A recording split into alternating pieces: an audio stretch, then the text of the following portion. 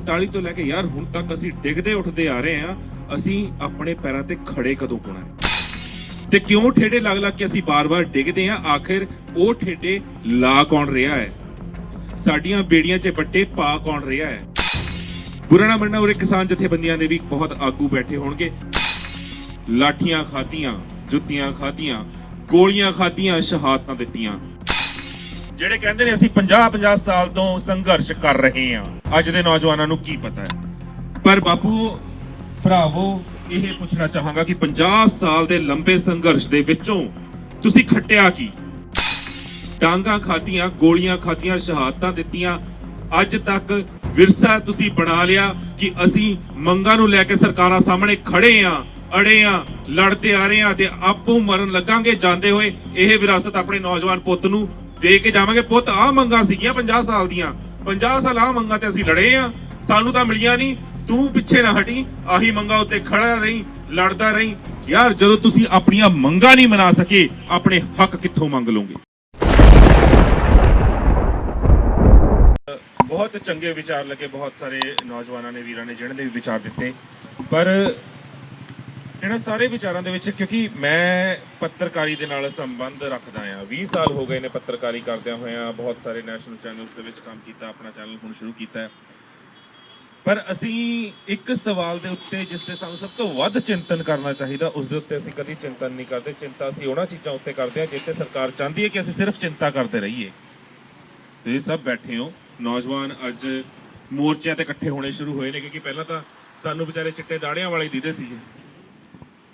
ਚਾਹੇ ਆਰਡੀਨੈਂਸ ਦੇ ਧੱਕੇ ਕਰਕੇ ਹੋਵੇ ਜਾਂ ਤੁਹਾਨੂੰ ਆਪਣੀਆਂ ਜ਼ਮੀਨਾਂ ਹੱਥੋਂ ਖੁੱਸਦੀਆਂ ਨਜ਼ਰ ਆਉਂਦੀਆਂ ਹੋਣ, ਉਸ ਦਾ ਡਰ ਹੋਵੇ ਕਿ ਅੱਜ ਨੌਜਵਾਨ ਬਜ਼ੁਰਗਾਂ ਦੇ ਨਾਲ ਮੋਢੇ ਨਾਲ ਮੋਢਾ ਲਾ ਕੇ ਮੋਰਚਿਆਂ ਤੇ ਆ ਕੇ ਤਾਇਨਾਤ ਹੋ ਗਿਆ।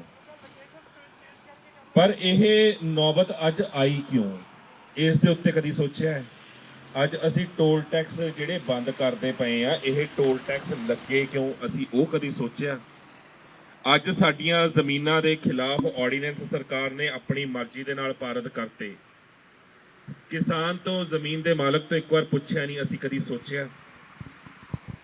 ਬਹੁਤ ਸਾਰੇ ਤੁਹਾਡੇ ਵਿੱਚ ਅਜਿਹੇ ਹੋਣਗੇ ਜਿਨ੍ਹਾਂ ਨੂੰ ਅਗਰ ਮੈਂ ਪੁੱਛਾਂ, ਜੇ ਤੁਸੀਂ ਇਮਾਨਦਾਰੀ ਨਾਲ ਜਵਾਬ ਦਿਓਗੇ ਤਾਂ ਹੱਥ ਖੜਾ ਕਰਕੇ ਦੱਸ ਦੋਗੇ ਕਿ ਕਿੰਨੇ ਕੀ ਕੱਟੜ ਅਕਾਲੀ ਇੱਧਰ ਬੈਠੇ ਨੇ ਤੇ ਕਿੰਨੇ ਕੀ ਕੱਟੜ ਕਾਂਗਰਸੀ ਇੱਥੇ ਬੈਠੇ ਨੇ, ਜਾਂ ਕਹਿ ਦੋ ਹੁਣ ਝਾੜੂ ਵਾਲੇ ਆ ਗਏ ਨੇ ਤੇ ਉਹਨਾਂ ਵਿੱਚੋਂ ਕਿੰਨੇ ਕੀ ਝਾੜੂ ਵਾਲੇ ਨੇ। ਪਰ ਇੱਕ ਵਾਰ ਨਹੀਂ, ਦੋ ਵਾਰ ਨਹੀਂ, ਤਿੰਨ ਵਾਰ ਨਹੀਂ, ਕਹਿੰਦਾ ਕਿ ਇਨਸਾਨ ਜਦੋਂ ਸੜਕ ਉੱਤੇ ਤੁਰਿਆ ਜਾਂਦਾ ਹੈ ਨਾ, ਜੇ ਕੋਈ ਬੱਟਾ ਲੱਗਦਾ ਹੈ ਜਾਂ ਕਿਤੇ ਖੱਡਾ ਆਉਂਦਾ, ਠੋਕਰ ਲੱਗਦੀ ਹੈ, ਡਿੱਗ ਜਾਂਦੇ ਹਾਂ ਅਸੀਂ, ਉੱਠ ਕੇ ਤੁਰਦਾ ਹੈ, ਧਿਆਨ ਰੱਖਦਾ ਸੜਕ ਉੱਤੇ, ਮੈਂ ਦੁਆਰ ਤੋਂ ਨਾਲ ਠੇਡਾ ਲੱਗੇ ਤੇ ਡਿੱਗਾਂ। ਅਸੀਂ ਫੇਰ ਡਿੱਗਦੇ ਹਾਂ, ਫੇਰ ਉੱਠਦੇ ਹਾਂ, ਫੇਰ ਡਿੱਗਦੇ ਹਾਂ, ਫੇਰ ਉੱਠਦੇ ਹਾਂ। 47 ਤੋਂ ਲੈ ਕੇ ਯਾਰ ਹੁਣ ਤੱਕ ਅਸੀਂ ਡਿੱਗਦੇ ਉੱਠਦੇ ਆ ਰਹੇ ਹਾਂ। ਅਸੀਂ ਆਪਣੇ ਪੈਰਾਂ ਤੇ ਖੜੇ ਕਦੋਂ ਹੋਣਾ ਹੈ? ਕਦੀ ਇਹ ਕਿਉਂ ਨਹੀਂ ਸੋਚਿਆ? ਤੇ ਕਿਉਂ ਠੇਡੇ ਲੱਗ ਲੱਗ ਕੇ ਅਸੀਂ ਬਾਰ-ਬਾਰ ਡਿੱਗਦੇ ਹਾਂ? ਆਖਿਰ ਉਹ ਠੇਡੇ ਲਾ ਕੌਣ ਰਿਹਾ ਹੈ? ਸਾਡੀਆਂ ਬੇੜੀਆਂ 'ਚ ਵੱਟੇ ਪਾ ਕੌਣ ਰਿਹਾ ਹੈ? ਇਹਦੇ ਉੱਤੇ ਅਸੀਂ ਕਿਉਂ ਨਹੀਂ ਸੋਚਦੇ? ਬੁਰਾ ਨਾ ਮੰਨਣਾ, ਉਰੇ ਕਿਸਾਨ ਜਥੇਬੰਦੀਆਂ ਦੇ ਵੀ ਬਹੁਤ ਆਗੂ ਬੈਠੇ ਹੋਣਗੇ। ਸਾਰੀਆਂ ਕਿਸਾਨ ਜਥੇਬੰਦੀਆਂ ਬਹੁਤ ਸਤਿਕਾਰਯੋਗ ਨੇ। ਉਹਨਾਂ ਨੇ ਬੀਤੇ 50 ਸਾਲਾਂ ਤੋਂ ਜੋ ਸੰਘਰਸ਼ ਕੀਤੇ ਨੇ, ਬਹੁਤ ਸਤਿਕਾਰਯੋਗ ਸੰਘਰਸ਼ ਨੇ। ਲਾਠੀਆਂ ਖਾਧੀਆਂ, ਜੁੱਤੀਆਂ ਖਾਧੀਆਂ, ਗੋਲੀਆਂ ਖਾਧੀਆਂ, ਸ਼ਹਾਦਤਾਂ ਦਿੱਤੀਆਂ। ਅਸੀਂ ਤੁਹਾਡੀ ਹਰ ਚੀਜ਼ ਦਾ ਸਤਿਕਾਰ ਕਰਦੇ ਹਾਂ। 50 ਸਾਲਾਂ ਤੋਂ ਜਿੰਨੀ ਘਾਲਣਾ ਤੁਸੀਂ ਪੰਜਾਬ ਵਾਸਤੇ, ਪੰਜਾਬੀਅਤ ਵਾਸਤੇ, ਜ਼ਮੀਨ ਵਾਸਤੇ, ਹੋਂਦ ਵਾਸਤੇ, ਕੌਮ ਵਾਸਤੇ ਕੀਤੀ। ਪਰ ਇੱਕ ਸਵਾਲ ਹੈ ਜੋ ਹਰ ਨੌਜਵਾਨ ਨੂੰ ਵੀ ਪੁੱਛਣਾ ਚਾਹੀਦਾ ਹੈ, ਚਾਹੇ ਘਰੇ ਬਾਪੂ ਬੈਠਾ, ਚਾਹੇ ਦਾਦਾ ਬੈਠਾ, ਚਾਹੇ ਕੋਈ ਹੋਰ ਹੈ, ਚਾਚਾ ਹੈ, ਤਾਇਆ ਹੈ, ਗੁਆਂਢੀ ਹੈ, ਜਿਹੜੇ ਕਹਿੰਦੇ ਨੇ ਅਸੀਂ 50-50 ਸਾਲ ਤੋਂ ਸੰਘਰਸ਼ ਕਰ ਰਹੇ ਹਾਂ, ਅੱਜ ਦੇ ਨੌਜਵਾਨਾਂ ਨੂੰ ਕੀ ਪਤਾ ਹੈ? ਪਰ ਬਾਪੂ ਭਰਾਵੋ, ਇਹ ਪੁੱਛਣਾ ਚਾਹਾਂਗਾ ਕਿ 50 ਸਾਲ ਦੇ ਲੰਬੇ ਸੰਘਰਸ਼ ਦੇ ਵਿੱਚੋਂ ਤੁਸੀਂ ਖੱਟਿਆ ਕੀ? ਡਾਂਗਾਂ ਖਾਧੀਆਂ, ਗੋਲੀਆਂ ਖਾਧੀਆਂ, ਸ਼ਹਾਦਤਾਂ ਦਿੱਤੀਆਂ। ਅੱਜ ਤੱਕ ਵਿਰਸਾ ਤੁਸੀਂ ਬਣਾ ਲਿਆ ਕਿ ਅਸੀਂ ਮੰਗਾਂ ਨੂੰ ਲੈ ਕੇ ਸਰਕਾਰਾਂ ਸਾਹਮਣੇ ਖੜੇ ਆ, ਅੜੇ ਆ, ਲੜਦੇ ਆ ਰਹੇ ਆ ਤੇ ਆਪੋ ਮਰਨ ਲੱਗਾਂਗੇ ਜਾਂਦੇ ਹੋਏ। ਇਹ ਵਿਰਾਸਤ ਆਪਣੇ ਨੌਜਵਾਨ ਪੁੱਤ ਨੂੰ ਦੇ ਕੇ ਜਾਵਾਂਗੇ। ਪੁੱਤ, ਆਹ ਮੰਗਾਂ ਸੀਗੀਆਂ 50 ਸਾਲ ਦੀਆਂ, 50 ਸਾਲ ਆਹ ਮੰਗਾਂ ਤੇ ਅਸੀਂ ਲੜੇ ਆ, ਸਾਨੂੰ ਤਾਂ ਮਿਲੀਆਂ ਨਹੀਂ। ਤੂੰ ਪਿੱਛੇ ਨਾ ਹਟੀ, ਆਹੀ ਮੰਗਾਂ ਉੱਤੇ ਖੜਾ ਰਹੀ, ਲੜਦਾ ਰਹੀ। ਯਾਰ, ਜਦੋਂ ਤੁਸੀਂ ਆਪਣੀਆਂ ਮੰਗਾਂ ਨਹੀਂ ਮਨਾ ਸਕੇ, ਆਪਣੇ ਹੱਕ ਕਿੱਥੋਂ ਮੰਗ ਲਓਗੇ? ਇਹਨਾਂ ਸਰਕਾਰਾਂ ਨੇ ਤੁਹਾਨੂੰ ਤੁਹਾਡੀਆਂ ਮੰਗਾਂ ਤੋਂ ਬਾਹਰ ਨਹੀਂ ਆਣ ਦੇਣਾ। ਹੱਕ ਲੈਣਾ ਤਾਂ ਬਹੁਤ ਦੂਰ ਦੀ ਗੱਲ ਹੈ। ਪੰਜਾਬ ਦੇ ਪਾਣੀਆਂ ਦੀ ਗੱਲ ਤੁਸੀਂ ਕਿੱਥੋਂ ਕਰ ਲਓਗੇ? ਪੰਜਾਬ ਦੀ ਰਾਜਧਾਨੀ ਦੀ ਗੱਲ ਤੁਸੀਂ ਕਿੱਥੇ ਕਰ ਲਓਗੇ? ਪੰਜਾਬੀ ਸੂਬੇ ਦੀ ਗੱਲ ਕਿੱਥੋਂ ਕਰ ਲਓਗੇ? ਆਪਣੀ ਖੁਦ ਮੁਖਤਿਆਰੀ ਦੀ ਗੱਲ ਤੁਸੀਂ ਕਿੱਥੋਂ ਕਰ ਲਓਗੇ? ਕਿਉਂਕਿ ਉਹਨਾਂ ਨੇ ਤੁਹਾਨੂੰ ਉਲਝਾ ਕੇ ਹੀ ਇਹਨਾਂ ਚੀਜ਼ਾਂ ਦੇ ਵਿੱਚ ਰੱਖਣਾ ਹੈ ਕਿ ਜਿੱਦਾਂ ਕਹਿੰਦੇ ਨੇ ਕਿ ਭਿਖਾਰੀ ਦੇ ਸਾਹਮਣੇ ਖੂਬ ਸਾਰੇ ਸਿੱਕੇ ਸੁੱਟ ਦੋ, ਉਹਨੇ ਉਹ ਫਟਾਫਟ ਚੁਗਣ ਲੱਗ ਪੈਣਾ ਆ। ਤੇ ਉਹਦੀ ਆਦਤ ਹੈ ਉਹਨੂੰ 100 ਦਾ ਨੋਟ ਦੇ ਦਿਓ, ਉਹਨੇ ਵੱਲ ਧਿਆਨ ਨਹੀਂ ਦੇਣਾ ਕਿ 100 ਦਾ ਨੋਟ ਪਿਆ, 100 ਸਿੱਕੇ ਪਏ ਨੇ, ਉਹਨੇ ਭਾਰ ਹਿਲਾ ਹਿਲਾ ਕੇ ਦੇਖੀ ਜਾਣਾ ਮੇਰੀ ਜੇਬ ਭਰੀ ਆ, ਕਿਉਂਕਿ ਸਿੱਕਿਆਂ ਦਾ ਭਾਰ ਲੱਗਦਾ ਆ। ਇਹ ਉਹ ਮਦਾਰੀ ਨੇ ਜਿਹੜੇ ਸਾਨੂੰ ਭਿਖਾਰੀ ਵਾਂਗ ਨਚਾਉਂਦੇ ਸੀ ਤੇ ਅੱਜ ਇਹ ਸਾਨੂੰ ਭਿਖਾਰੀ ਬਣਾਉਣ ਤੇ ਤੁਲੇ ਹੋਏ ਨੇ। ਤੇ ਇਹ ਬੇੜੀਆਂ 'ਚ ਬੱਟੇ ਕਿਸੇ ਹੋਰ ਨੇ ਨਹੀਂ ਪਾਏ, ਮਾਫ ਕਰਨਾ, ਸਾਡੇ ਆਪਣੇ ਹੀ ਨੇ। ਬੇਸ਼ੱਕ ਉਹ ਕਿਸਾਨ ਜਥੇਬੰਦੀਆਂ ਦੇ ਮੋਢੀ ਆਗੂ ਹੋਣ, ਸਾਰੇ ਨਹੀਂ, 100 ਪਿੱਛੋਂ 5-7 ਹੈ, ਉਹ ਸਾਰੇ ਜਾਣਦੇ ਨੇ, ਕਿਸਾਨ ਜਥੇਬੰਦੀਆਂ ਵੀ ਜਾਣਦੀਆਂ ਨੇ। ਹੁਣ ਅਗਰ 7 ਆਗੂ ਦਿੱਲੀ ਦੇ ਬੁਲਾਵੇ ਤੇ ਦਿੱਲੀ ਗਏ ਸੀ ਤੇ ਉਹਨਾਂ ਦਾ ਕੀ ਬਣਿਆ ਤੁਸੀਂ ਸਭ ਜਾਣਦੇ ਹੋ। 31 ਜਥੇਬੰਦੀਆਂ ਨੇ ਇੱਕ ਠੋਕ ਕੇ ਕਿਹਾ ਸੀ, 31 ਜਥੇਬੰਦੀਆਂ ਇਕਜੁੱਟ ਹੋ ਗਈਆਂ ਨੇ, ਸਾਰੇ ਮੋਰਚੇ ਲੱਗੇ ਨੇ, ਪਹਿਲਾਂ ਇੱਕ ਟੁੱਟੀ, ਅੱਜ ਦੂਜੀ ਟੁੱਟ ਗਈ। ਅੱਗੇ ਹੋਰ ਵੀ ਬਹੁਤ ਕੁਝ ਹੋਊਗਾ, ਕਿਉਂਕਿ ਸਰਕਾਰਾਂ ਦੀ ਸਟ੍ਰੈਟਜੀ ਆਮ ਲੋਕਾਂ ਦੀ ਸਮਝ ਵਿੱਚ ਨਹੀਂ ਆਣੀ। ਉਹਨਾਂ ਦੀ ਜੋ ਸਟ੍ਰੈਟਜੀ ਹੈ ਉਹ ਜਿੱਥੇ ਤੁਹਾਡੀ ਸੋਚ ਮੁੱਕਦੀ ਹੈ ਨਾ, ਉੱਥੋਂ ਸ਼ੁਰੂ ਹੁੰਦੀ ਹੈ। ਕਿਉਂਕਿ ਉਹਨਾਂ ਦੀਆਂ ਪਲੈਨਿੰਗਾਂ ਸਿਰਫ 5 ਸਾਲ ਦੀਆਂ ਨਹੀਂ ਹੁੰਦੀਆਂ, 50-50 ਸਾਲ ਦੀ ਪਲੈਨਿੰਗ ਕਰਕੇ ਸਰਕਾਰਾਂ ਚੱਲਦੀਆਂ ਨੇ। ਤੇ ਜੇਕਰ ਇਹ ਮੂਵਮੈਂਟ ਅੱਜ ਪੰਜਾਬ 'ਚ ਖੜੀ ਹੋਈ ਹੈ, ਇਹ ਮੋਰਚੇ ਅੱਜ ਪੰਜਾਬ 'ਚ ਥਾਂ-ਥਾਂ ਤੇ ਖੜੇ ਹੋਏ ਨੇ, ਤਾਂ ਮੈਂ ਇੱਕ ਬੇਨਤੀ ਜ਼ਰੂਰ ਕਰਾਂਗਾ ਸਾਰੀਆਂ ਕਿਸਾਨ ਜਥੇਬੰਦੀਆਂ ਨੂੰ, ਸਾਰੇ ਕਿਸਾਨ ਆਗੂਆਂ ਨੂੰ, ਇੱਕ ਖਾਸ ਕਰਕੇ ਆਪਣੀ ਨੌਜਵਾਨ ਪੀੜ੍ਹੀ ਨੂੰ, ਕਿ ਅੱਜ ਸਿਰਫ ਮੋਰਚਿਆਂ ਤੇ ਇਸ ਕਰਕੇ ਆ ਕੇ ਨਾ ਬੈਠੋ ਕਿ ਤੁਹਾਡੀਆਂ ਜ਼ਮੀਨਾਂ ਤੁਹਾਨੂੰ ਹੱਥੋਂ ਖੁੱਸਦੀਆਂ ਨਜ਼ਰ ਆ ਰਹੀਆਂ ਨੇ। ਇਹ ਸੋਚੋ ਕਿ ਅੱਜ ਅਗਰ ਇਹ ਮੂਵਮੈਂਟ ਖੜੀ ਹੋਈ ਹੈ ਤਾਂ ਇਸ ਮੂਵਮੈਂਟ ਤੋਂ ਅਸੀਂ ਆਪਣੇ ਪੰਜਾਬ ਨੂੰ ਦੇਣਾ ਕੀ ਹੈ? ਕਿ ਇਹ ਗੰਦੀ ਘਟੀਆ ਬੁੱਢੜੀ ਜਿਹੜੀ ਸਿਆਸਤ ਹੈ, ਜਿਹੜੀ ਇੰਨੇ ਸਾਲਾਂ ਤੋਂ ਸਾਨੂੰ ਖੌਰੂ ਲਾਂਦੀ ਆਈ ਹੈ, ਉਹਨਾਂ ਦੇ ਹੱਥ ਹੀ ਤੁਸੀਂ ਰਾਜ ਸੱਤਾ ਦੇਣੀ ਹੈ? ਜਾਂ ਇਸ ਮੂਵਮੈਂਟ ਦੇ ਵਿੱਚੋਂ ਕੁਝ ਚੰਗੇ ਸੂਝਵਾਨ ਸਾਨੂੰ ਚੰਗੇ ਨੇਤਾ ਕੱਢ ਕੇ ਦੇਣੇ ਹੈ, ਤੇ ਉਹਦੇ ਵਾਸਤੇ ਤੁਹਾਨੂੰ ਆਪ ਕੰਮ ਕਰਨਾ ਪੈਣਾ ਹੈ। ਕਿਉਂਕਿ ਅਗਰ ਤੁਸੀਂ ਅਕਾਲੀ, ਭਾਜਪਾ, ਕਾਂਗਰਸ ਜਾਂ ਆਮ ਆਦਮੀ ਪਾਰਟੀ, ਮੈਨੂੰ ਕਹਿਣ 'ਚ ਕੋਈ ਗੁਰੇਜ਼ ਨਹੀਂ ਹੈ, ਕਿਉਂਕਿ ਸਭ ਨੂੰ ਪਤਾ ਹੈ ਕੌਣ ਕਿੰਨੇ ਕੀ ਪਾਣੀ ਦੇ ਵਿੱਚ ਹੈ, ਠੀਕ ਹੈ ਜੀ। ਮੈਂ ਆਪਣੇ ਇੰਟਰਵਿਊ ਦੇ ਵਿੱਚ ਇੱਕ ਗੱਲ ਕਹਿਣਾ ਹੁੰਦਾ ਕਿ ਇੱਕ ਪਾਰਟੀ ਉਹ ਹੈ ਜਿਹਨੇ ਬੇਅਦਬੀਆਂ ਕਰਵਾਈਆਂ ਵੋਟਾਂ ਖਾਤਰ, ਇੱਕ ਪਾਰਟੀ ਉਹ ਹੈ ਜਿਸ ਨੇ ਹੱਥ ਦੇ ਵਿੱਚ ਬਾਣੀ ਫੜ ਕੇ ਝੂਠੀ ਸਹੁੰ ਖਾਧੀ।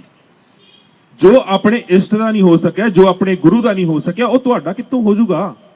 ਜਿਹਨੇ ਆਪਣਾ ਗੁਰੂ ਤੱਕ ਵੇਚ ਦਿੱਤਾ।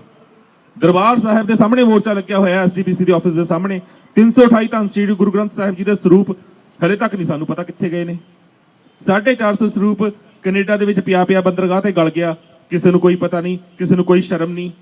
ਸਾਡੇ ਆਪਣੇ ਆਗੂ ਨੇ ਨਾ, ਅਸੀਂ ਚੁਣੇ ਨੇ, ਸਰਮੋਰ ਜਥੇਬੰਦੀਆਂ ਤੇ ਬਿਠਾਏ ਨੇ, ਚਾਹੇ ਲੌਂਗੋਵਾਲ ਹੋਵੇ, ਚਾਹੇ ਸਾਡੇ ਅਕਾਲ ਤਖਤ ਸਾਹਿਬ ਦੇ ਜਥੇਦਾਰ ਹੋਣ, ਪਰ ਪਿੱਛੇ ਕਮਾਨ ਉਹਨਾਂ ਦੀ ਕਿਹਦੇ ਹੱਥ 'ਚ ਹੈ? ਠੀਕ ਹੈ ਜੀ। ਬਾਦਲਾਂ ਦੇ ਬਹੁਤ ਲੋਕ ਆਉਂਦੇ ਨੇ, ਇੰਟਰੈਕਟ ਵੀ ਕਹਿ ਦਿੰਦੇ ਨੇ ਕਿ ਕਿਸਾਨ ਆਗੂ ਜੀ ਇਹ ਮਾੜੇ ਨੇ ਜਾਂ ਬਾਦਲ ਐਵੇਂ ਨੇ ਉਵੇਂ ਨੇ, ਇੰਟਰੈਕਟ ਵੀ ਗੱਲਾਂ ਕਰਕੇ ਬਹੁਤ ਚਲੇ ਜਾਂਦੇ ਨੇ। ਸਭ ਨੂੰ ਅੰਦਰੋਂ ਪਤਾ ਹੁੰਦਾ ਹੈ। ਅਗਰ ਅੱਜ ਵੀ ਅਸੀਂ ਮੂੰਹ ਖੋਲ ਕੇ ਸਾਹਮਣੇ ਚੋਰ ਨੂੰ ਚੋਰ ਕਹਿਣ ਦੀ ਹਿੰਮਤ ਨਾ ਰੱਖੀ ਤਾਂ ਇਹ ਯਾਦ ਰੱਖਿਓ, ਕੱਲ ਨੂੰ ਤੁਸੀਂ ਇੰਨਾ ਵੀ ਕਹਿਣ ਜੋਗੇ ਨਹੀਂ ਹੋਵੋਗੇ ਕਿ ਉਹ ਪਾਰਟੀ ਦੇ ਸ਼ਾਇਦ ਉਹ ਬੰਦੇ ਹੋਣਗੇ ਜਿਹੜੇ ਸਾਡੇ ਨਾਲ ਗਲਤ ਕਰ ਗਏ, ਕਿਉਂਕਿ ਤੁਹਾਡੀ ਜ਼ੁਬਾਨ ਉੱਥੇ ਤੱਕ ਵੀ ਬੰਦ ਕਰ ਦੇਣੀ ਇਹਨਾਂ ਨੇ। ਅੱਜ ਤੁਹਾਨੂੰ ਸਭ ਕੁਝ ਹੱਥੋਂ ਖੁੱਸਦਾ ਨਜ਼ਰ ਆ ਰਿਹਾ ਹੈ, ਤਾਂ ਤੁਸੀਂ ਮੋਰਚੇ ਲਾ ਕੇ ਬੈਠੇ ਹੋ। ਮੈਂ ਇਹ ਕਹਾਂਗਾ, ਮੋਰਚੇ ਸਾਂਭ ਕੇ ਰੱਖੋ। ਨੌਜਵਾਨਾਂ ਨੂੰ ਕਹਾਂਗਾ, ਬਜ਼ੁਰਗਾਂ ਨੇ ਲੜ ਲਿਆ ਜਿੰਨਾ ਲੜਨਾ ਸੀ। ਜੇ ਤੁਸੀਂ ਉਹੀ ਵਿਰਾਸਤ ਲੈਣੀ ਹੈ ਕਿ 50 ਸਾਲ ਉਹ ਲੜਦੇ ਤੇ ਡਾਂਗਾ ਚੱਕ ਕੇ 50 ਸਾਲ ਤੁਸੀਂ ਉਹੀ ਮੰਗਾਂ ਅੱਗੇ ਲੈ ਕੇ ਜਾਣੀਆਂ ਨੇ, that's your wish, go ahead with that. ਸਰਕਾਰਾਂ ਚਾਹੁੰਦੀਆਂ ਨੇ ਉਹ, ਪਰ ਹਾਂ ਜੇ ਤੁਸੀਂ ਇਸ ਵਾਰ ਅੜਨਾ ਹੈ, ਅੜ ਕੇ ਖੜਨਾ ਹੈ, ਤਾਂ ਮੈਂ ਇਹੀ ਕਹਾਂਗਾ, ਕੋਈ ਅਕਾਲੀ, ਕੋਈ ਭਾਜਪਾ ਦਾ ਨੇਤਾ, ਕੋਈ ਆਮ ਆਦਮੀ ਪਾਰਟੀ ਦਾ ਨੇਤਾ ਜਿਹਨਾਂ ਦੇ ਜ਼ਮੀਰ ਮਰੇ ਹੋਏ ਨੇ ਤੇ ਤੁਹਾਨੂੰ ਲੱਗਦਾ ਹੈ ਕਿ ਮਰੇ ਹੋਏ ਨੇ, ਉਹਨਾਂ ਨੂੰ ਐਂਟਰਟੇਨ ਨਾ ਕਰਿਓ। ਕਿਉਂਕਿ ਜਿੱਦਣ ਉਹ ਆ ਗਏ, ਜਿੱਦਣ ਉਹ ਆਪਣੀ ਗੱਲ ਪੁਗਾ ਗਏ, ਠੀਕ ਹੈ, ਉਦੋਂ ਤੁਹਾਡਾ ਮੋਰਚਾ ਫੇਲ ਹੈ, ਖਤਮ ਹੈ। ਆਪਣੇ ਆਪ ਨੂੰ ਤਿਆਰ ਕਰੋ, ਆਪਣੇ ਆਪ ਨੂੰ ਪ੍ਰਪੇਅਰ ਕਰੋ ਉਸ ਲੈਵਲ ਤੇ ਜਿਸ ਲੈਵਲ ਦੀ ਸੋਚ ਉਹ ਰੱਖਦੇ ਨੇ, ਉਸ ਤੋਂ ਅੱਗੇ ਹੋ ਕੇ ਸੋਚੋ। ਆਪਣੇ ਪਿੰਡ ਵਿੱਚੋਂ, ਆਪਣੇ ਇਲਾਕੇ ਵਿੱਚੋਂ ਚੰਗਾ ਇਨਸਾਨ, ਪੜ੍ਹਿਆ ਲਿਖਿਆ, ਸੂਝਵਾਨ ਕੱਢੋ, ਜਿਸ ਨੂੰ ਤੁਹਾਨੂੰ ਲੱਗਦਾ ਹੈ ਕਿ ਐਮਐਲਏ ਦੀ ਇਲੈਕਸ਼ਨ ਆਊਗੀ ਤਾਂ ਅਸੀਂ ਇਸ ਬੰਦੇ ਨੂੰ ਖੜਾ ਕਰ ਸਕਦੇ ਹਾਂ, ਪਰ ਇੱਕ ਮਤ ਹੋ ਕੇ ਉੱਥੇ ਪਾੜ ਨਾ ਪਵੇ। ਐਮਪੀ ਦੀ ਇਲੈਕਸ਼ਨ ਅਸੀਂ ਇਹਨੂੰ ਲੜਾ ਸਕਦੇ ਹਾਂ, ਇੱਕ ਮਤ ਹੋ ਕੇ ਉੱਥੇ ਪਾੜ ਨਾ ਪਵੇ। ਜੇ ਪੂਰੇ ਪੰਜਾਬ ਦੇ ਵਿੱਚ ਅੱਜ ਦੇ ਮੋਰਚਿਆਂ ਦੇ ਵਿੱਚ ਇਹ ਡਿਸਾਈਡ ਕਰ ਲਿੱਤਾ ਜਾਵੇ ਕਿ ਅਸੀਂ ਆਉਣ ਵਾਲੀ 2022 ਦੀ ਇਲੈਕਸ਼ਨ ਦੇ ਵਿੱਚ ਨਾ ਅਕਾਲੀਆਂ ਨੂੰ ਸਪੋਰਟ ਕਰ ਰਹੀ ਹੈ, ਨਾ ਭਾਜਪਾ ਨੂੰ, ਨਾ ਕਿਸੇ ਹੋਰ ਤੀਜੀ ਧਿਰ ਨੂੰ। ਆਪ ਇੱਕ ਨਵੀਂ ਹੋਂਦ ਵਿੱਚ ਨਵੀਂ ਪਾਰਟੀ ਲੈ ਕੇ ਆਣੀ ਹੈ, ਇੱਕ ਨਵੀਂ ਰੋਸ਼ਨੀ ਜਗਾਣੀ ਹੈ ਪੰਜਾਬ ਦੇ ਵਿੱਚ, ਇੱਕ ਨਵੀਂ ਪਹਿਚਾਣ ਦੇਣੀ ਹੈ ਤਾਂ ਜੋ ਪੰਜਾਬ ਦੀ ਹੋਂਦ ਬਚਾਈ ਜਾ ਸਕੇ। ਦੀਪ ਸਿੱਧੂ ਨੂੰ ਲੈ ਕੇ ਬਹੁਤ ਸਾਰੀਆਂ ਲੋਕਾਂ ਦੇ ਵਿੱਚ ਕੁਐਸਚਨ ਮਾਰਕਸ ਨੇ, ਮੈਂ ਉਹ ਵੀ ਥੋੜਾ ਜਿਹਾ ਕਲੀਅਰ ਕਰਦਾ। ਉਹ ਨੌਜਵਾਨ ਜਿਹੜਾ 2.5 ਕਰੋੜ ਦੀ ਗੱਡੀ ਚਲਾਉਂਦਾ ਸੀ, ਸੁੱਖ ਦੀ ਐਸ਼ ਦੀ ਪ੍ਰਸਤੀ ਦੀ ਜ਼ਿੰਦਗੀ ਜੀਂਦਾ ਸੀ, ਉਸ ਇਨਸਾਨ ਦੀ ਅਗਰ ਜ਼ਿੰਦਗੀ ਵੱਲ ਤੁਸੀਂ ਝਾਤ ਮਾਰੋਗੇ ਤਾਂ ਉਸ ਦਾ ਪਰਿਵਾਰ ਵੀ ਕਿਤੇ ਨਾ ਕਿਤੇ ਸ਼ਹਾਦਤਾਂ ਨਾਲ, ਕਿਸਾਨੀ ਸੰਘਰਸ਼ ਨਾਲ ਜੁੜਿਆ ਹੋਇਆ। ਤਾਂ ਉਸ ਬੱਚੇ ਦੇ ਅੰਦਰ, ਉਸ ਨੌਜਵਾਨ ਦੇ ਅੰਦਰ ਅੱਜ ਚੀਜ਼ ਉੱਠਦੀ ਹੈ ਪੰਜਾਬ ਦੇ ਦਰਦ ਨੂੰ ਦੇਖ ਕੇ।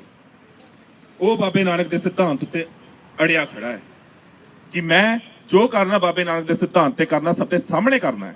ਮੈਂ ਬੰਦ ਕਮਰੇ 'ਚ ਬਹਿ ਕੇ ਮੀਟਿੰਗਾਂ ਨਹੀਂ ਕਰਨੀਆਂ।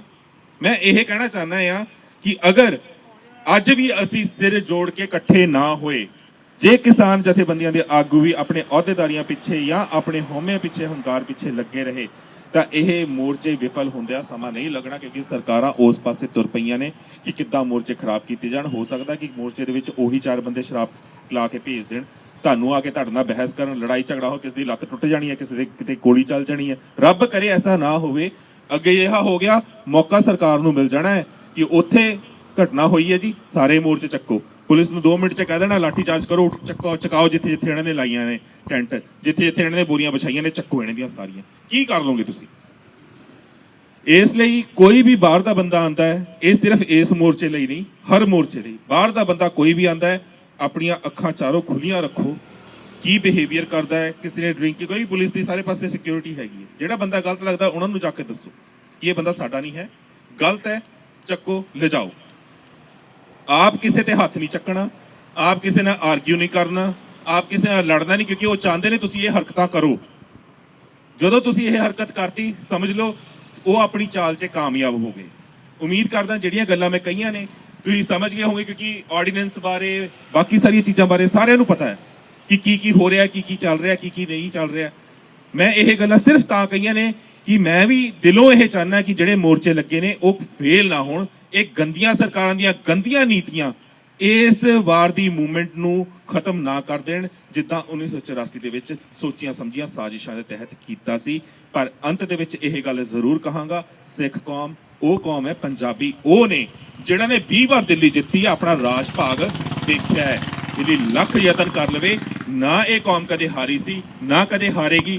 ਆਪਣੀ ਮਰਜ਼ੀ ਨਾਲ ਰਾਜ ਭਾਗ ਛੱਡਿਆ ਹੈ। ਜੇ ਇਹ ਅੜੇ ਰਹੇ ਆਪਣੀ ਜ਼ਿੱਦ ਉੱਤੇ ਤਾਨਾਸ਼ਾਹੀ ਰਵੱਈਆ ਲੈ ਕੇ, ਤਾਂ ਅਸੀਂ ਰਾਜ ਭਾਗ ਲੈਣਾ ਜਾਣਦੇ ਵੀ ਹਾਂ। ਇੰਨੀਆਂ ਬੇਨਤੀਆਂ ਪ੍ਰਵਾਨ ਕਰਨਾ ਜੀ। ਵਾਹਿਗੁਰੂ ਜੀ ਕਾ ਖਾਲਸਾ, ਵਾਹਿਗੁਰੂ ਜੀ ਕੀ ਫਤਿਹ। ਬਹੁਤ ਬਹੁਤ ਧੰਨਵਾਦ ਪ੍ਰੀਤ ਸੈਣੀ ਜੀ ਦਾ, ਜਿਨ੍ਹਾਂ ਨੇ ਸਾਨੂੰ ਦੱਸਿਆ ਕਿ ਅੱਜ ਇੱਕ ਮੋਰਚਾ ਨਹੀਂ, ਪੰਜਾਬ ਦੇ ਪੂਰੇ ਹਾਲਾਤ ਤੁਸੀਂ ਬਦਲਨੇ ਨੇ, ਤੁਹਾਡੇ ਰਾਹੀਂ ਬਦਲੇ ਜਾਣਗੇ।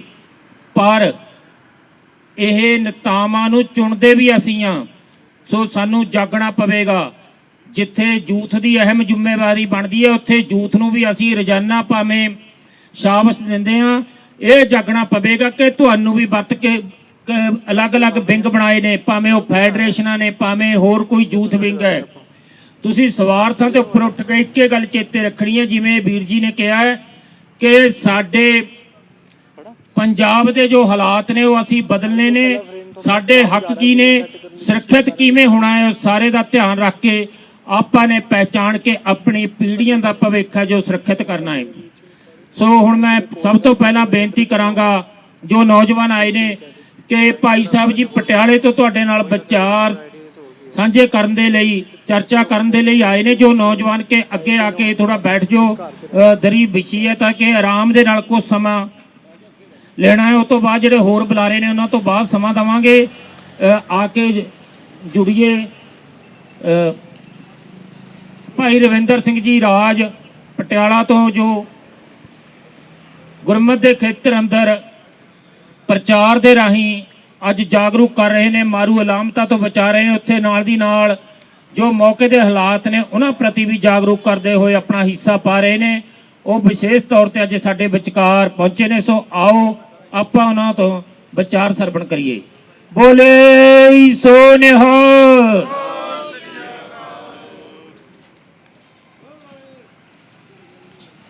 ਸਭ ਤੋਂ ਪਹਿਲਾਂ ਧੰਨ ਧੰਨ ਸਾਹਿਬ ਸ੍ਰੀ ਗੁਰੂ ਗੋਬਿੰਦ ਸਿੰਘ ਮਹਾਰਾਜ ਜੀ ਦੀ ਬਖਸ਼ੀ ਹੋਈ ਫਤਿਹ। ਇੱਕੋ ਵਾਰ ਕਹਿਣ ਤੇ ਹੀ ਸਾਰੇ ਗੱਜ ਵੱਜ ਕੇ ਬੁਲਾਇਓ। ਇੰਨਾ ਕੁ ਮਾਹੌਲ ਉਸ ਫਤਿਹ ਦੇ ਜੈਕਾਰੇ ਦੇ ਵਿੱਚ ਹੋਣਾ ਚਾਹੀਦਾ ਹੈ ਕਿ ਸਾਡੀ ਆਵਾਜ਼ ਦਿੱਲੀ 'ਚ ਬੈਠੀ ਹਕੂਮਤ ਦੇ ਕੰਨਾਂ ਤੱਕ ਪਹੁੰਚ ਸਕੇ।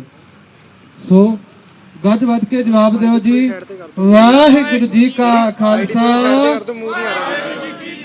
ਫਤਿਹ। ਗੱਲ ਸ਼ੁਰੂ ਕਰਨ ਤੋਂ ਪਹਿਲਾਂ ਸਾਡੀ ਕੌਮ ਦੇ ਸਿੱਖ ਰਾਜ ਦੇ ਪਹਿਲੇ ਰਾਜੇ, ਸਿੱਖ ਰਾਜ ਦੇ ਪਹਿਲੇ ਬਾਦਸ਼ਾਹ, ਉਹਨਾਂ ਦਾ ਜ਼ਿਕਰ ਕਰਾਂਗਾ। ਧੰਨ ਧੰਨ ਬਾਬਾ ਬੰਦਾ ਸਿੰਘ ਬਹਾਦਰ, ਜਿਨ੍ਹਾਂ ਦਾ ਪਿਛਲੇ 2-4 ਦਿਨ ਪਹਿਲਾਂ ਹੀ 350 ਸਾਲਾ ਜਨਮ ਦਿਹਾੜਾ ਲੰਘ ਕੇ ਗਿਆ।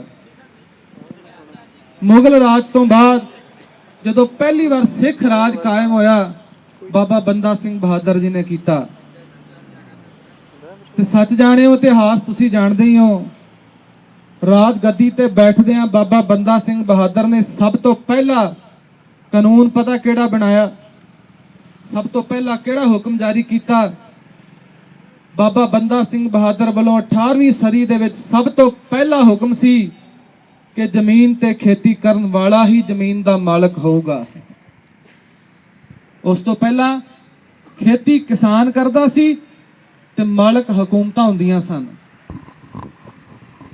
ਬਾਬਾ ਬੰਦਾ ਸਿੰਘ ਬਹਾਦਰ ਨੇ ਸਭ ਤੋਂ ਪਹਿਲੀ ਵਾਰ ਇਹ ਕਾਨੂੰਨ ਬਣਾਇਆ ਕਿ ਜਿਹੜਾ ਕਿਸਾਨ ਜ਼ਮੀਨ ਤੇ ਖੇਤੀ ਕਰ ਰਿਹਾ ਹੈ, ਉਸ ਜ਼ਮੀਨ ਦਾ ਮਾਲਕ ਵੀ ਉਹੀ ਆਪ ਹੋਊਗਾ। ਕਿਸਾਨ ਨੂੰ ਜ਼ਮੀਂਦਾਰ ਬਣਾਇਆ, ਮਲਕੀਤਾਂ ਦਿੱਤੀਆਂ ਜ਼ਮੀਨਾਂ ਦੀਆਂ। ਤੇ ਖਿਆਲ ਕਰਿਓ ਹੁਣ ਅੱਜ ਕੀ ਹੋ ਰਿਹਾ ਹੈ। ਉਹ ਔਰੰਗਜ਼ੇਬ ਦੀਆਂ ਔਲਾਦਾਂ ਅੱਜ ਫਿਰ ਉਹ ਪੁਰਾਣੇ ਕਾਨੂੰਨ ਨੇ ਜਿਹੜੇ ਲਾਗੂ ਕਰਨ ਤੇ ਤੁਲੀਆਂ ਨੇ ਕਿ ਵਾਹੀ ਕਰਨ ਵਾਲਾ ਮਜ਼ਦੂਰ ਹੋਏਗਾ ਤੇ ਕੰਪਨੀਆਂ ਮਾਲਕ ਬਣ ਕੇ ਬਹਿ ਜਾਣਗੀਆਂ। ਮੈਂ ਪੜ੍ਹ ਕੇ ਹੈਰਾਨ ਹੋ ਗਿਆ। ਲਿਖਿਆ ਸੀ, ਕਹਿੰਦੇ ਕੰਪਨੀ ਨੂੰ ਇਹ ਵੀ ਹੱਕ ਹੈ ਜੀ, ਉਹ ਕਿਸਾਨ ਦੀ ਜ਼ਮੀਨ ਤੇ ਲੋਨ ਵੀ ਲੈ ਸਕਦੀ ਹੈ, ਤੇ ਜੇ ਕੰਪਨੀ ਭਾਜੇ ਤੇ ਭਰਨ ਦਾ ਹੱਕਦਾਰ ਉਹ ਕਿਸਾਨ ਹੀ ਹੋਏਗਾ। ਕਮਾਲ ਦੀ ਗੱਲ ਹੈ। ਉਦਾਂ ਹੀ ਖੜਾ ਕੇ ਗੋਲੀ ਮਾਰ ਦੋ, ਲੋਨ ਕੋਈ ਹੋਰ ਲਵੇ ਤੇ ਭਰੇ ਕਿਸਾਨ। ਸੋ ਇਹ ਉਹ ਸਮੇਂ ਦੇ ਆ ਪੁਰਾਣੀਆਂ ਫਿਲਮਾਂ ਆਪਾਂ ਦੇਖਦੇ ਆ ਨਾ, ਇੱਕ ਗਰੀਬ ਕਿਸਾਨ ਹੁੰਦਾ ਜਿਹੜਾ ਖੇਤੀ ਕਰਦਾ, ਵਾਹੀ ਕਰਦਾ, ਉਹ ਬਾਰਿਸ਼ ਨੂੰ ਦੇਖ ਦੇਖ ਕੇ, ਉੱਤੇ ਬੱਦਲਾਂ ਵੱਲ ਦੇਖ ਦੇਖ ਕੇ ਉਹਦੇ ਸਿਰ ਤੇ 6 ਮਹੀਨੇ ਲਾ ਕੇ ਆਪਣੀ ਫਸਲ ਬੋਂਦਾ ਹੈ ਤੇ ਬਾਅਦ ਵਿੱਚ ਫਸਲ ਇਕੱਠੀ ਕਰਨ ਵਾਸਤੇ ਆ ਜਾਂਦੇ ਨੇ ਠਾਕੁਰ ਸਾਹਿਬ। ਪੁਰਾਣੀਆਂ ਫਿਲਮਾਂ ਤੁਸੀਂ ਦੇਖਿਆ ਹੋਣਾ। ਤੇ ਠਾਕੁਰ ਸਾਹਿਬ ਕੀ ਕਰਦੇ ਨੇ? ਉਸ ਕਿਸਾਨ ਨੂੰ 2 ਝੋਲੇ ਭਰ ਕੇ ਦੇ ਦਿੰਦੇ ਨੇ, ਰੋਟੀ ਖਾ ਲਈ ਤੇ ਪਰਿਵਾਰ ਨੂੰ ਖਵਾ ਦੇ, ਬਾਕੀ ਸਾਰੀ ਫਸਲ ਦਾ ਹੱਕਦਾਰ ਉਹ ਠਾਕੁਰ ਸਾਹਿਬ ਬਣ ਜਾਂਦਾ। ਤੇ ਅੱਜ ਫੇਰ ਉਹੀ ਪੁਰਾਣੇ ਦਿਨ, ਉਹ ਪੁਰਾਣੇ ਕਾਨੂੰਨ ਯਤਨ ਕੀਤੇ ਜਾ ਰਹੇ ਨੇ ਸਰਕਾਰਾਂ ਵੱਲੋਂ। ਗੁਰੂ ਪਿਆਰਿਓ, ਵੀ ਦੁਬਾਰਾ ਹੀ ਉਹ ਸਮਾਂ ਬਣਾਇਆ ਜਾਵੇ ਜਿਹੜਾ ਲੋਕਤੰਤਰ ਜਿਹਨੂੰ ਅਸੀਂ ਕਹਿੰਦੇ ਆ ਨਾ, ਇਸ ਨੂੰ ਖਤਮ ਕਰਨ ਦੇ ਤਰੀਕੇ ਅਪਣਾਏ ਜਾ ਰਹੇ ਨੇ। ਇੱਕ ਰਾਜ ਜਿਹੜਾ ਪਹਿਲਾਂ ਚੱਲਦਾ ਆ ਰਿਹਾ ਸੀ, ਰਾਜਿਆਂ ਦਾ ਰਾਜ ਸੀ, ਇੱਕ ਬੰਦੇ ਦੀ ਰਾਜ ਸੀ, ਜੋ ਉਹਨੇ ਕਹਿਤਾ ਉਹੀ ਹੋਣਾ। ਤੇ ਅੱਜ ਵੀ ਉਦਾਂ ਦੀ ਕੁਝ ਨਾ ਕੁਝ ਚੱਲ ਰਿਹਾ ਹੈ। ਸਕੀਮਾਂ ਸਾਰੀਆਂ ਉਹਦੇ ਪਿੱਛੇ ਹੀ ਚੱਲ ਰਹੀਆਂ ਨੇ ਵੀ ਇੱਕੋ ਹੀ ਰਾਜ ਹੋਵੇ, ਬਸ ਦੂਜੇ ਕਿਸੇ ਦੀ ਗੱਲ ਨਹੀਂ ਸੁਣਨੀ ਅਸੀਂ। ਸੋ ਗੁਰੂ ਪਿਆਰਿਓ, ਵਿਚਾਰਾਂ ਅਸੀਂ ਸਾਰੇ ਹੀ ਦੇ ਰਹੇ ਹਾਂ, ਸਭ ਨੇ ਆਪੋ ਆਪਣੀ ਗੱਲ ਕਹਿ ਕੇ ਚਲਿਆ ਜਾਣਾ। ਪਰ ਖਿਆਲ ਕਰਿਓ, ਜਿੰਨੇ ਵੀ ਸੱਜਣ ਆਪੋ ਆਪਣੇ ਵਿਚਾਰ ਦੇ ਰਹੇ ਨੇ, ਮੈਂ ਤਾਂ ਬੇਨਤੀ ਇਹ ਕਰਾਂਗਾ ਘੱਟ ਤੋਂ ਘੱਟ ਬੋਲੀਏ, ਪਰ ਜਿਹੜੀ ਗੱਲ ਇੱਕ ਕੋਈ ਕਹਿ ਗਿਆ, ਜਿਹੜੀ ਗੱਲ ਅਸੀਂ ਸੁਣ ਲਈ, ਸਾਡੇ ਹਿਰਦੇ 'ਚ ਬਹਿ ਤਾਂ ਜਾਵੇ ਨਾ। ਘਰ ਜਾ ਕੇ ਅਸੀਂ ਆਪਣੇ ਬੱਚਿਆਂ ਨੂੰ ਦਸੀਏ ਤਾਂ ਅਸੀਂ ਭਾਈ ਇਸ ਗੱਲ ਦਾ ਅਸੀਂ ਅੱਗੋਂ ਤੋਂ ਖਿਆਲ ਰੱਖਣਾ। ਇਹ ਨਾ ਹੋਵੇ ਵੀ ਗੱਲਾਂ ਸਾਰਿਆਂ ਦੀਆਂ ਸੁਣ ਲਈਆਂ, ਪਤਾ ਬਾਅਦ 'ਚ ਇੱਕ ਦੀ ਵੀ ਨਾ ਰਹੀ ਹੋਵੇ। ਸੋ ਖਿਮਾ ਕਰਿਓ। ਉਹ ਆਪਣੇ ਆਪ ਨੂੰ, ਜਿਵੇਂ ਮੇਰੇ ਵੀਰ ਕਹਿ ਗਏ ਸੀ, ਸਰੀਰ ਭਾਵੇਂ ਵਿਕਲਾਂਗ ਹੋਵੇ ਪਰ ਜ਼ਮੀਰ ਨਹੀਂ ਵਿਕਲਾਂਗ ਹੋਣਾ ਚਾਹੀਦਾ। ਮੈਂ ਸਲਾਮ ਕਰਦਾ ਆਪਣੇ ਵੀਰ ਦੀ ਸੋਚ ਨੂੰ ਕਿ ਇੱਕ ਪ੍ਰੋਪਰ ਤੌਰ ਤੇ ਸਰੀਰ ਵੀ ਕੰਮ ਨਹੀਂ ਕਰ ਰਿਹਾ। ਇਸੇ ਵਿਸ਼ੇ ਤੇ ਸਾਡੇ ਚੈਨਲ ਤੇ ਇੱਕ ਪ੍ਰੋਗਰਾਮ ਵੀ ਸ਼ੁਰੂ ਕੀਤਾ ਗਿਆ, ਗੁਰੂ ਨਾਨਕ ਦੀ ਰਾਹ ਤੇ, ਵੀ ਅਸਲ ਦੇ ਵਿੱਚ ਗੁਰੂ ਨਾਨਕ ਦੀ ਰਾਹ ਤੇ ਕੌਣ ਚੱਲਦਾ ਹੈ? ਜਿਹੜਾ ਸਰੀਰ ਕਰਕੇ ਭਾਵੇਂ ਕਮਜ਼ੋਰ ਹੈ ਪਰ ਜ਼ਮੀਰ ਕਰਕੇ ਬਲਵਾਨ ਹੈ, ਜ਼ਮੀਰ ਕਰਕੇ ਤਾਕਤ ਹੈ ਅੰਦਰ ਉਹਦੇ। ਸੋ ਸੋਚ ਨੂੰ ਸਲਾਮ ਹੈ ਵੀਰ ਦੀ। ਸੋ ਮੈਂ ਕਹਿਣ ਤੋਂ ਭਾਵ ਕਿ ਆਪਣੇ ਪਰਿਵਾਰਾਂ ਨੂੰ ਲੈ ਕੇ ਆਈਏ, ਆਪਣੇ ਬੱਚਿਆਂ ਨੂੰ ਵੀ ਲੈ ਕੇ ਆਈਏ, ਉਹਨਾਂ ਨੂੰ ਵੀ ਦੱਸੀਏ ਵੀ ਕੀ ਮਾਹੌਲ ਅੱਗੇ ਆਉਣ ਦੇ ਸਮੇਂ ਦੇ ਵਿੱਚ ਸਿਰਜਿਆ ਜਾ ਰਿਹਾ ਹੈ। ਸੋ ਗੁਰੂ ਪਿਆਰਿਓ, ਇੱਕ ਸਮਾਂ ਉਹ ਸੀ ਜਦੋਂ ਹਕੂਮਤਾਂ ਨੇ ਇੱਕ ਐਲਾਨ ਕਰ ਦਿੱਤਾ ਕਿ ਸਿੱਖ ਕੌਮ ਖਤਮ ਹੋ ਗਈ ਹੈ। ਸਿੱਖ ਧਰਮ ਦੀ ਹਰ ਗਤੀਵਿਧੀ ਅਤੇ ਗੁਰਬਾਣੀ ਵਾਸਤੇ ਹੁਣੇ ਸਬਸਕ੍ਰਾਈਬ ਕਰੋ ਗੁਰਬਾਣੀ ਅਖੰਡ ਬਾਣੀ ਅਤੇ ਨੋਟੀਫਿਕੇਸ਼ਨਸ ਵਾਸਤੇ ਬੈਲ ਨੂੰ ਰਿੰਗ ਕਰੋ।